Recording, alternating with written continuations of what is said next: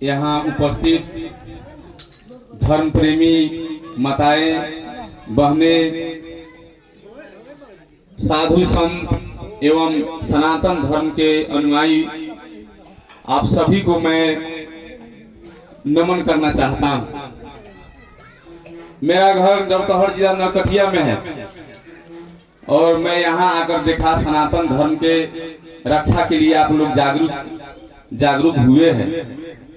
हमको बहुत खुशी लगा और हम लोग भी रौतहट जिला में सनातन धर्म के रक्षा के लिए हम लोग भी ऐसा ही कार्यक्रम चलाते हैं। और हम लोगों ने देखा क्या है कि सनातन धर्म पर अभी बहुत से मत पंथ के लोग भिड़े हुए हैं। क्रिश्चियन भिड़े हुए हैं, मुसलमान भिड़े हुए हैं, यहूदी है, जैनी है, बहुत से धर्म के लोग भिड़े हुए हैं। इसीलिए हमको सनातन धर्म का रक्षा का कार्यक्रम चलाना पड़ा है।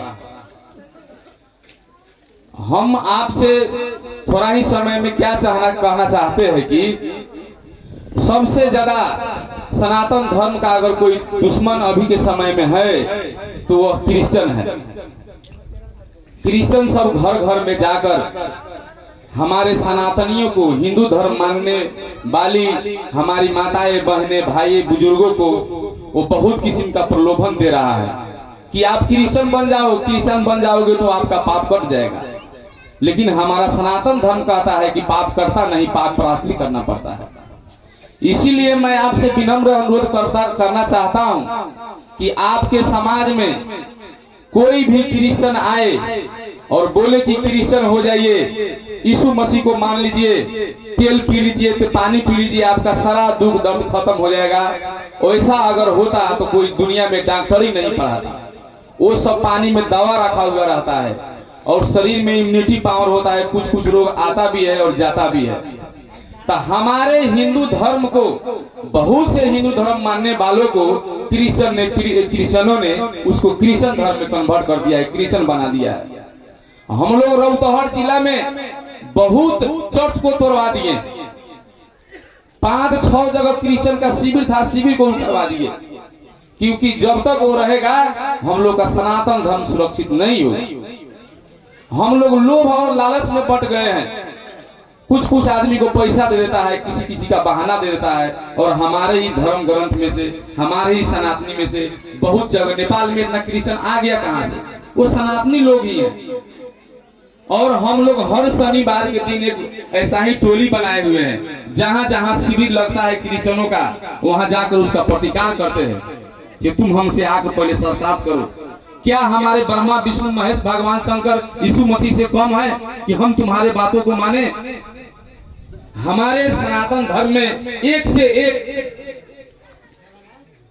विद्वान हुए हैं, एक से एक देवी देवता है।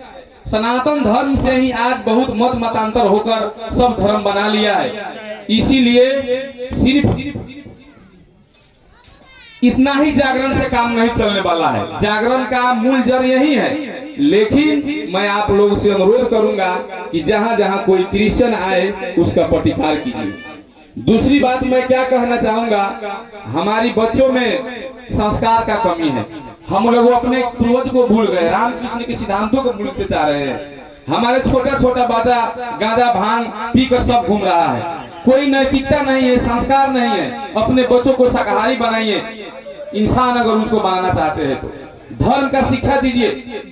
और हम लोग रौतहट में गुरुकुल खोलने जा रहे हैं। हमारा शिक्षा का मेन केंद्र बिंदु गुरुकुल है।